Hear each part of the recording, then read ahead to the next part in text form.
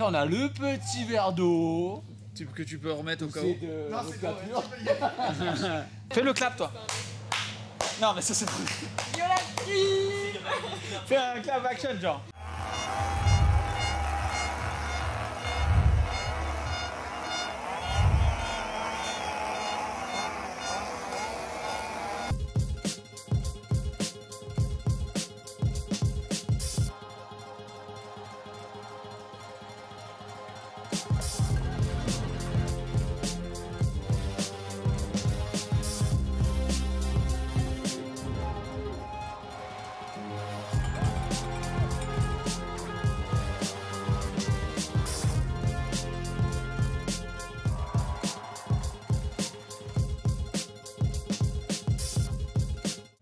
Take one. Ah bah il n'y en aura qu'une de take. Allez, bienvenue sur Full Attack. Non, parce que déjà il y en aura deux. Ça commence. Vous l'avez compris, il est là, Amaury Piron, il est clairement là.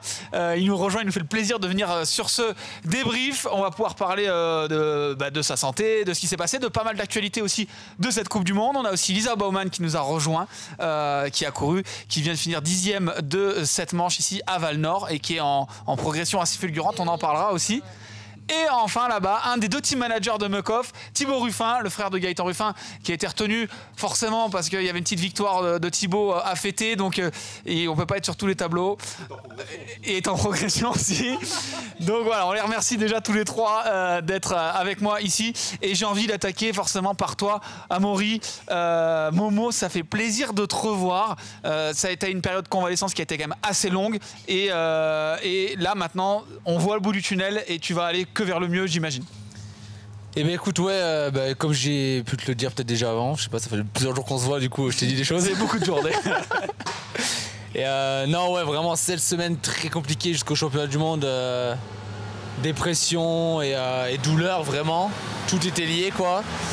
Et une fois que cette semaine était passée, j'ai eu un peu le feu vert de retourner la tête et tout. Et ça m'a vraiment libéré déjà mentalement pour aller pouvoir dehors, marcher librement. Ouais, juste sortir de chez toi. Mais en fait. ouais, plus de douleur et puis tu vois, mon principal objectif était passé, donc ça m'a un peu relâché aussi mentalement. Donc depuis là, tout avance petit à petit, mais ça avance quand même, donc ça fait du bien.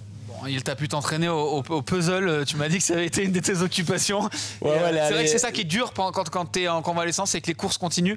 Le train s'arrête pas en fait, la machine continue et malheureusement tu es sur le bord et c'est dur quand tu as des vrais objectifs. Ouais, non, bah, clairement, ouais, si tu prends l'exemple du train, toi tu descends à l'arrêt, mais tous les autres ils continuent d'avancer, donc ça progresse toujours. Tu vois, tu as les petits jeunes qui continuent de pousser, le niveau pousse, tout le monde bosse. Après, j'ai la chance du coup que mon équipe continue de bosser via Titi, quoi, qui vient de gagner aujourd'hui, donc ça prouve qu'il bosse dans la bonne direction. Donc ça fait plaisir et je sais qu'à mon retour, j'aurais pas d'excuses. Ils sont prêts, voilà, ils sont prêts. Sûr de savoir qu'ils continuent d'avancer et qu'ils prennent pas de retard. Après, j'avais pas de doute là-dessus. Je sais qu'ils bossent toujours comme des fous, donc c'est. Mais ça fait plaisir, quoi. Ça confirme les hypothèses. On va attaquer tout de suite à parler de cette piste avec une nouvelle partie. Cette partie basse, c'est vrai que l'année dernière, on avait critiqué un petit peu cette partie basse qui était compliquée. Ils ont fait un vrai effort. La partie basse qui est devenue intéressante dans les bois, on l'a vu ensemble. Encore peut-être des choses à améliorer sur l'organisation avec les championnats du monde l'année prochaine où on a encore, à mon avis, des petites choses à progresser là-dessus. Mais en tout cas, au niveau de la piste, Landor nous propose une belle piste aujourd'hui de haut en bas. Non, franchement, c'est une très belle piste. L'an dernier, le seul bémol, c'était vraiment la partie basse avec les passerelles à l'équerre. Les tapis qui bougent, les tapis qui se décrochent, les mecs qui mettent les pédales dedans, se mettent DB sur la ligne d'arrivée à moitié. C'est pas possible, tu vois. Et c'est quand même dommage d'en arriver à chaque fois à des blessures pour prendre des décisions de changement. Comme on l'a vu encore ce week-end, Camille qui tombe. La course arrêtée, on rouvre, le saut toujours ouvert. Bon, c'est compliqué. Je mets pas la place de la personne qui va prendre la décision, c'est très compliqué. Mais une fille qui retombe encore trois filles après Camille, on le sait qu'il y a du vent ici. C'est des choses qui doivent être pensées. Je pense qu'il y a clairement il manque une adaptation de la piste par rapport aux conditions, un emploi. Il y a un mec qui doit être employé, il doit penser à que ça, la sécurité, tu vois. Dans toutes les conditions et pas uniquement au soleil. Courses, il faut penser. Là, il va pleuvoir, il va y avoir du vent. Ici, on sait qu'il y a du vent, tu vois. Le mec, je sais pas, il se renseigne. Il manque un emploi. effectivement. Et je voudrais parler de ça par rapport à Lisa. Toi, tu as roulé justement cette même qualif où Camille est tombée. Quand tu es au départ, tu sais qu'il y a ce road gap, tu sais qu'il y a du vent.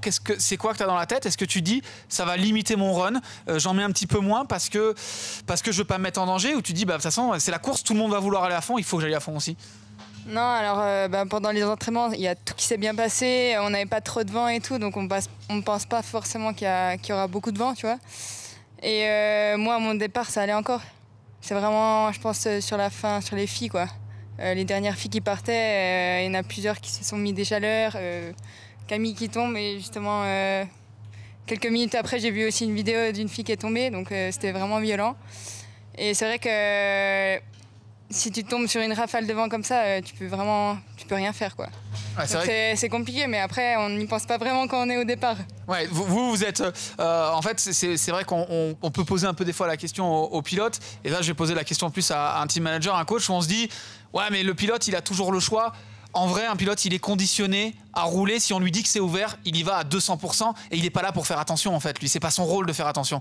Non, c'est pas son rôle, mais je pense que c'est ça, ils sont dans un état d'esprit au départ qui est complètement différent que n'importe quelle personne autour de la piste peut être. Et heureusement, pas heureusement, je sais pas quelle vraiment position prendre par rapport à ça, mais c'est sûr que c'est très flippant pour tout le monde au final. Nous, on était sur place justement peu après que Camille soit tombée, et le vent était complètement, ça tournait dans tous les sens, des grosses rafales, et c'était pas consistant, quoi. Et c'est ça qui est très effrayant, quoi. Ouais, c'est ce côté un petit peu hasard où toi t'es en bas, tu dis on a tout mis en place, mais on est un peu tributaire du temps. Déjà sur le chrono qu'il va faire, et aussi peut-être sur la sécurité, on met là clairement peut-être un petit peu en danger les pilotes, des fois à laisser un peu rouler et attendre de voir comment ça se passe. Bah ouais, c'est encore ça le problème. On sait que c'est surtout ici c'est exposé. Je pense qu'il y a le même problème à Fort William, sauf que Fort William, écoute, le sommet, il n'y a pas de saut. Donc tu prends forcément moins de risques, même si ça peut être très compliqué. Mais là, c'est quand même des très gros sauts, et on voit que ça pardonne pas, quoi. Camille, moi j'ai pas vu sa chute, mais ça devait pas être marrant à vivre et à voir, enfin surtout à vivre. Mais, ouais, c'est assez brutal. C'est ça, et faut pas prendre de risques, faut pas jouer avec ça. Encore une fois, ça revient à la même chose que la boîte de Mitch à Léogang en 2017. Où le spectacle ne doit pas se faire sur les sauts.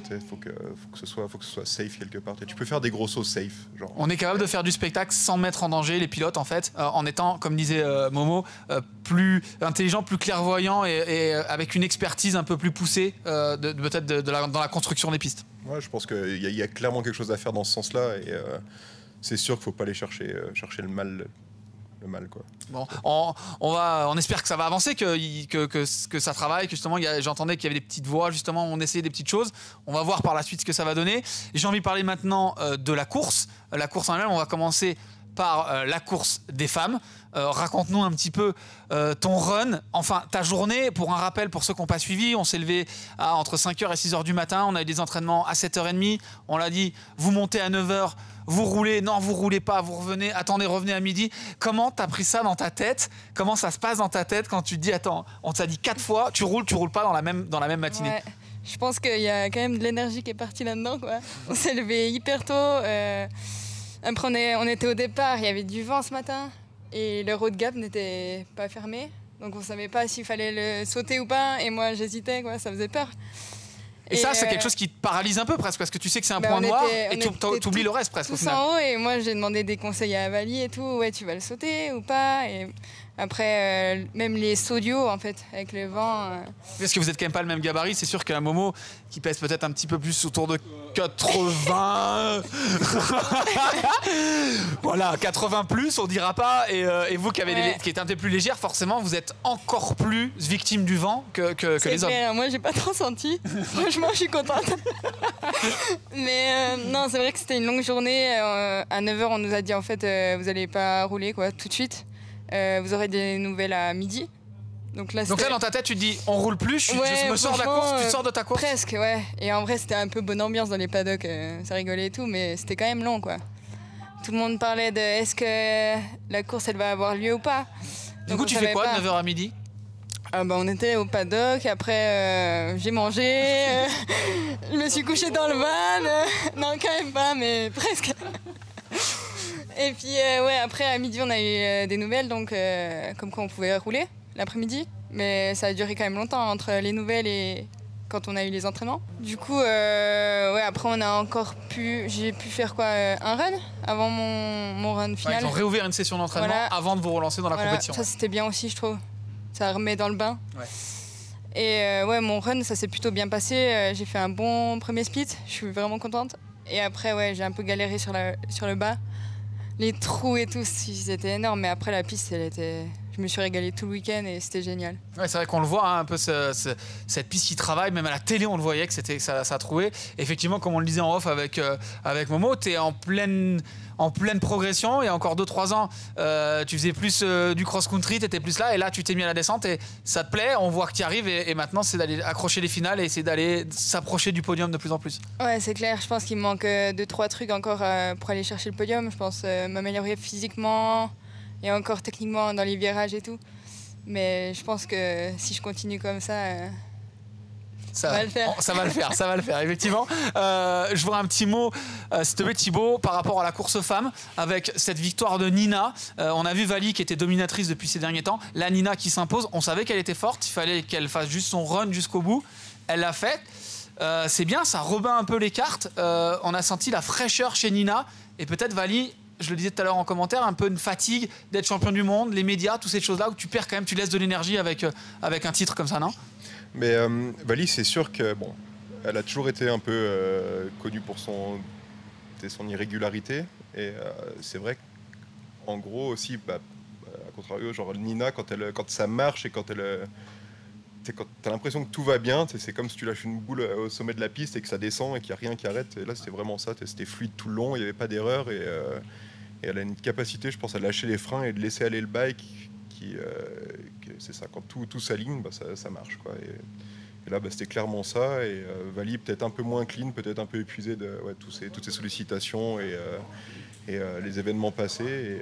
Et ouais, quoi. Ouais, on en profite aussi pendant qu'on t'a, avec un petit mot pour Myriam. C'est vrai que c'est la grande absente malgré elle, hein, dans tous les cas elle est encore avec un petit peu ses protocoles de commotion. C'est long, même si aujourd'hui on a vu Tennessee Graves qui vient refaire un podium après une longue période, donc c'est possible, même si on a des blessures qui s'inscrivent dans le temps, qui sont longues, on peut revenir à haut niveau. Marine aussi qui s'est cassé 2 fois le dos, qui est aussi sur le podium. On arrive avec le temps à revenir et Myriam, c'est peut-être, on l'attend c'est vrai, mais c'est possible qu'elle revienne peut-être l'année prochaine, mais qu'elle revienne à haut niveau et chercher des podiums. Non, c'est sûr que ça prend énormément de temps, c'est super difficile, surtout pour elle en premier, quoi. Mais je pense que voir Tané sur le podium aujourd'hui, ça a dû lui mettre un beau sourire, et ça, je pense que ça fait plaisir à tout le monde de voir Tané sur le podium. Et ouais, non, Myriam, ça s'améliore et ça va dans le bon sens, donc oui, c'est un peu, ça reste du jour après jour, mais ouais, rien n'est impossible, rien n'est compromis, et on va voir, quoi. Mais ouais, c'est sûr qu'elle sera là tôt ou tard. Bon, c'est super, et je rebondis là-dessus par rapport à ça, en parlant de blessures. Il est là, notre grand blessé, enfin, l'ex-blessé. Il est là, l'ex-blessé. Ça a fait sourire Myriam, et j'imagine comment on vit ça, de voir des gens qui reviennent, qui remontent sur les podiums. D'un côté, on se dit ouais, c'est cool, mais il faut aussi pas se précipiter et être lucide sur le fait que ça prend du temps, et revenir trop tôt, c'est peut-être malheureusement biaiser un peu son retour. Ouais, surtout je pense au niveau des commotions, parce que nous on l'a un peu expérimenté avec Myriam déjà un peu l'an dernier qui a tapé, moi j'ai un petit peu tapé aussi, et là même d'ailleurs ici même, et donc toute commotion est différente, et ce qui est compliqué c'est que tu vois, tu te pètes un truc, tu vas faire une radio, tu vois c'est pété, et on te dit bah voilà, tu t'arrêtes tant de temps, tu fais de la radio pendant tant de temps, et c'est plus ou moins facile à gérer. Ouais. Une commotion, c'est tellement différent, on ne sait pas, on n'arrive pas vraiment à voir ce que c'est. On ne peut pas te donner de date, c'est qu'un protocole que tu essaies tant bien que mal de suivre, et c'est pas évident. Mais franchement, de voir aujourd'hui Tané, moi ça m'a ému de la voir revenir, parce que c'était vraiment compliqué, franchement. Et Marine aussi qui se casse le dos. Et Marine aussi. Même si c'est pas la même blessure. C'est pas la même blessure. Une blessure osseuse, je pense que tu reviendras toujours, tu vois. Mais la tête, ça fait peur, ça fait flipper, parce que, franchement, Myriam, tu vois, elle galère, et c'est dur, tu vois, parce que tu tu sais pas. Toi qui la connais, tu la connais gagnante au départ, avec l'envie de gagner, et peut-être de la voir comme des fois elle a pu être cet été, dans des états où tu doutes si tu as encore envie de faire du vélo. Ça doit être terrible de voir un athlète qui passe de ça, de noir à blanc, quoi, quasiment. Ce qui est bien, c'est qu'elle doute pas. Ah ouais, elle est à 100%. Non, elle fait vraiment les choses en mode, elle veut pas sortir du truc. Moi, j'ai plutôt même presque j'essaye de sortir du truc pour vraiment oublier, parce que tu vois, ça me manque, et je me dis, tu sais quoi, allez, prends l'échappatoire, tu fais ton truc et tu reviendras. Et elle, comment ça s'appelle, c'est genre, non mais là je vais reprendre là.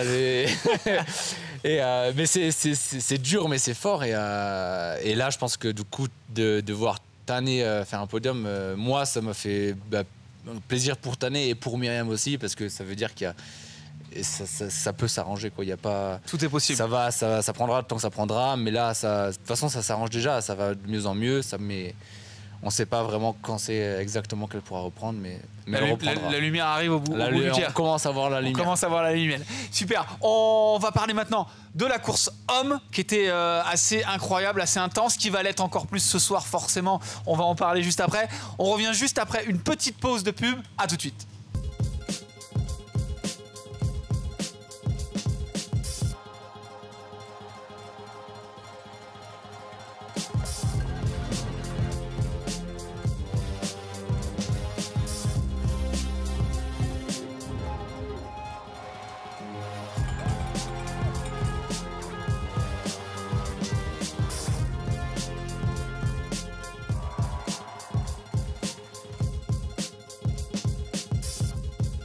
Yo, bienvenue ici. Voilà, on est de retour sur Full Attack et la reconversion de Momo est déjà faite.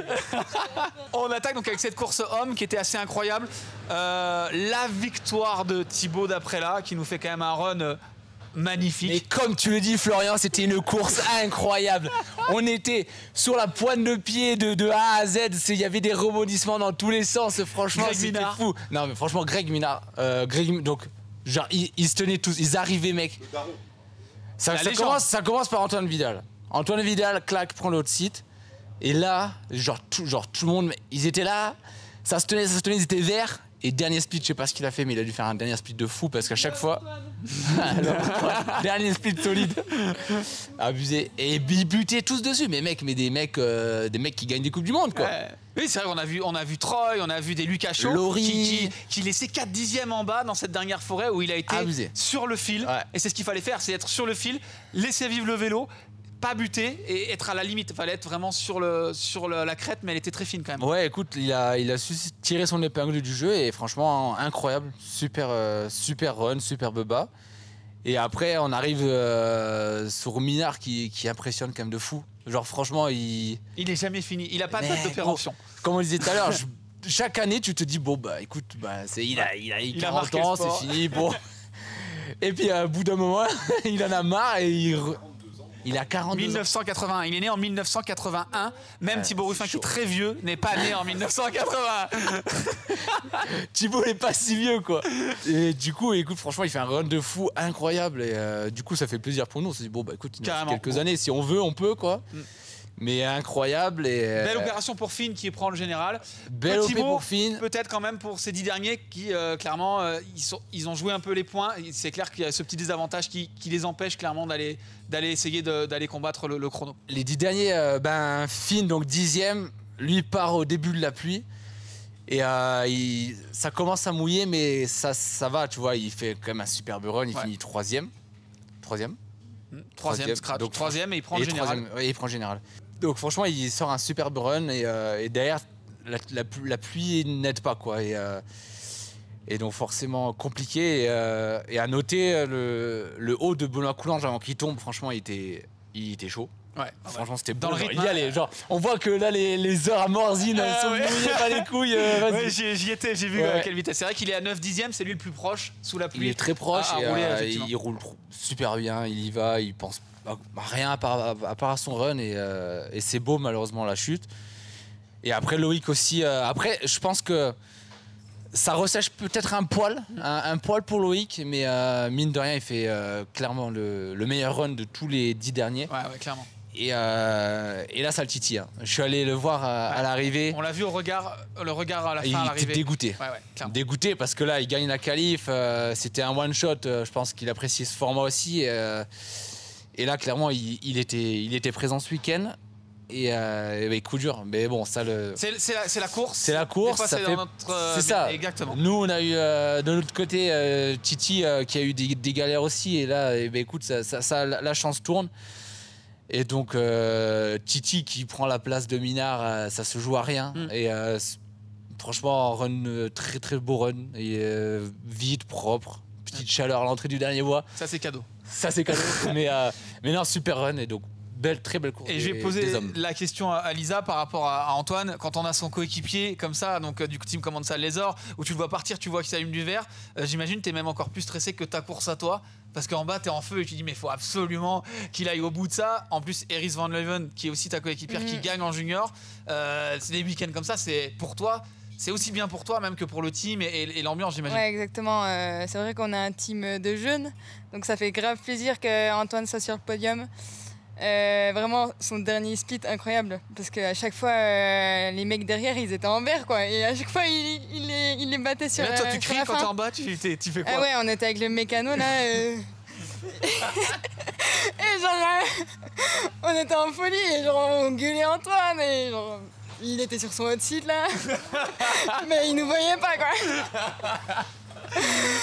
Et du coup, non, c'est vraiment incroyable pour lui, et je suis vraiment contente qu'il aille chercher un top 5, quoi. Enfin, 4e. Le meilleur résultat de sa carrière. Exactement. Juste après son titre de champion d'Europe, c'est un très bel enchaînement pour Antoine. Ouais, c'est clair. Franchement, il a galéré cette saison aussi. Il a eu des blessures en début de saison, donc c'est vraiment cool pour lui. Et je voudrais finir avec Thibaut. La victoire, remettre ça le Mukov en haut du podium comme ça, quand on a 2 pilotes blessés. J'imagine que c'est une récompense qui est incroyable. Ça, c'est ma première question. Et la deuxième question que j'ai, c'est ça fait déjà aussi plusieurs courses qu'on voit la pluie qui vient perturber un peu ces finales. Est-ce que l'avenir, c'est de réduire le nombre de pilotes de plus en plus pour essayer d'avoir une fenêtre qui soit plus correcte, essayer d'avoir 1h30 de beau temps et non pas 4 heures comme on a besoin maintenant pour faire une finale? Déjà, je te rectifie sur le premier podium de Antoine, qui m'a dit donc c'était le 2e apparemment, parce qu'il a déjà gagné dans ses rêves. C'est pas dit. Ouais, j'étais en train de lister dans ma tête. J'ai déjà fait des podiums, mais dans mes rêves. J'étais en train de lister dans ma tête. J'ai dit, attends, il y a un podium que j'ai loupé. Pourtant, je m'attarde quand même. Je suis passionné de ça. Je me dis, mais il est où ce podium?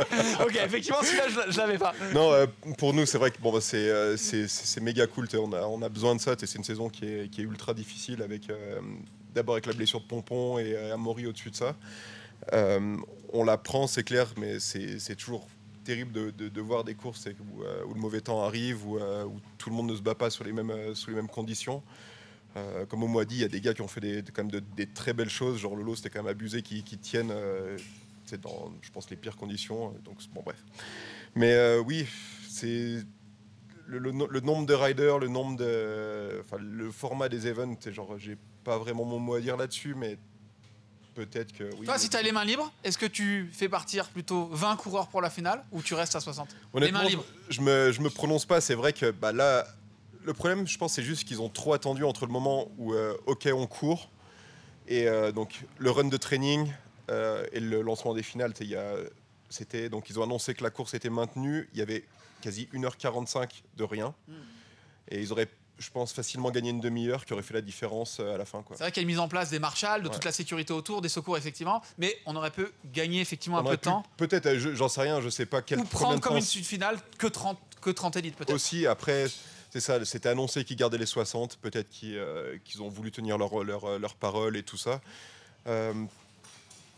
Quelque part, actuellement, le sport n'a rien en dessous de la Coupe du Monde, donc réduire, OK, s'il y a quelque chose de bien.